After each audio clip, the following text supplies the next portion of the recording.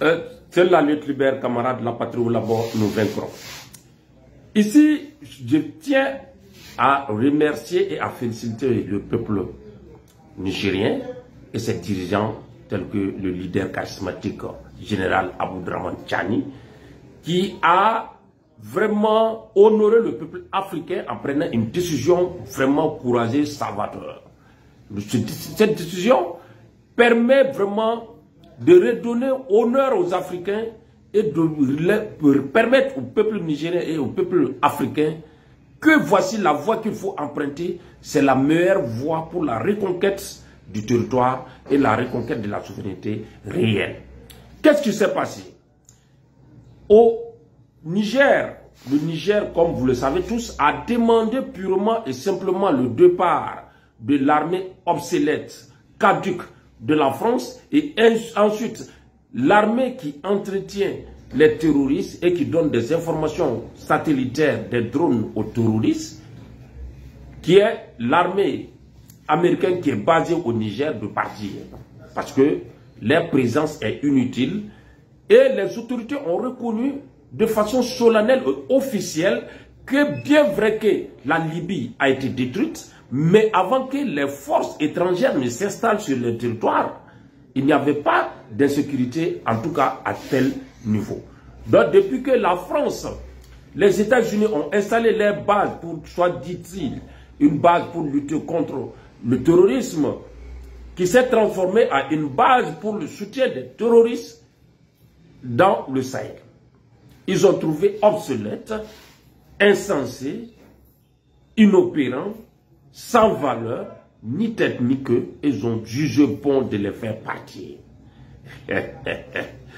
Avec le courage et abnégation du peuple souverain nigérien, la décision a été prise qu'ils n'ont qu'à partir. Et le départ définitif, c'est le 15 septembre 2024, en 2 jours, 3 jours de cela. Qu'est-ce que les Américains ont tenté de faire? Les Américains ont tenté de jouer au chat et à la souris en voulant se débarrasser de leurs carcasses, des vieilles carcasses, des Puma M36, des blindés dépassés, en déphasage avec les opérations de ce moment, en déphasage avec l'actualité sur les terrains, sur les terres d'opération. On voulait les redistribuer à l'armée nigérienne pour essayer de faire de la communication des restes là, jouer sur l'émotion du peuple nigérien et les faire comprendre, vous les avez chassés et vous voulez prendre ce qu'ils sont en train de jeter. Ces vieilles carcasses ont été purement et simplement rejetées. Puisque en communication, le peuple nigérien n'allait pas accepter. Parce que quand vous refusez de manger la viande de chien, évitez de boire sa soupe. C'est ce qui vont ensemble. Donc, en étant digne, c'est normal qu'on refuse, en tout cas, ce don qui n'a pas de sens. Donc, les États-Unis ont la queue dans la jambe, ont voulu redestiner ça au Bénin et à la Côte d'Ivoire, sous prétexte d'avoir une opération qu'ils ont appelée Africa Peace King, qui réside au Bénin pour entourer l'AIS et qui réside en Côte d'Ivoire. Et Patrice Talon, dès qu'il a appris la nouvelle, il dit oui, j'en ai besoin, je vais, donnez-moi, je veux ça. Donc, ces bérets verts qui sont en Côte d'Ivoire au nom de l'opération Africa Peace King ont pour objectif d'abord de créer l'instabilité dans la zone de l'AIS pour ne pas que l'AIS soit comme une référence et servir d'exemple aux autres peuples qui vont vouloir en tout cas essayer d'être souverains comme nous, indépendants. Donc, ils installent de toutes parts des bases pour essayer de déstabiliser. Le Ghana qui a fait le jeu semble vouloir comprendre, comme le Niger, qui a dépêché son état-major, qui devrait faire la guerre au Niger pour réinstaller Bazoum, est revenu les jambes, et la queue entre les jambes pour demander pardon. et dire qu'ils ne vont plus répéter ce genre de délire.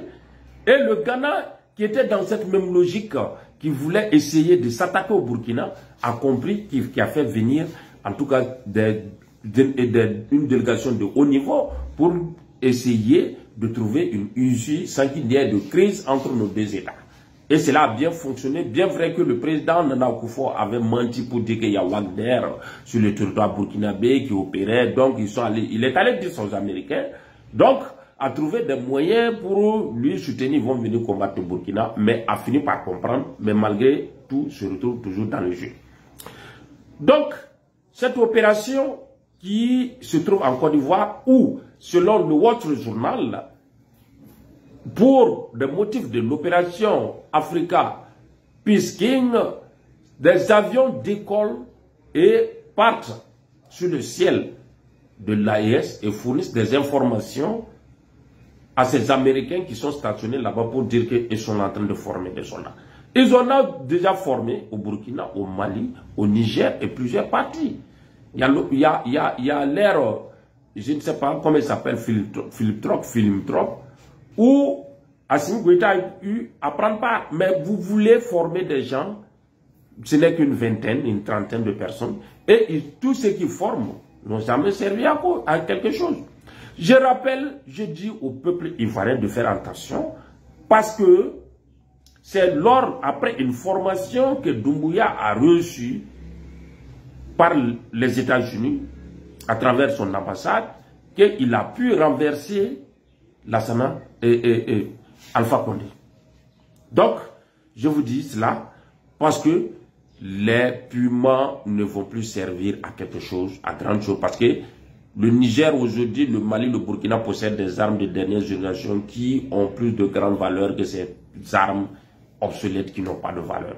Nous n'avons pas besoin, et dans la communication, ça allait aller en faveur des États-Unis, où le peuple allait être contre le pouvoir, et ça pourrait être le but.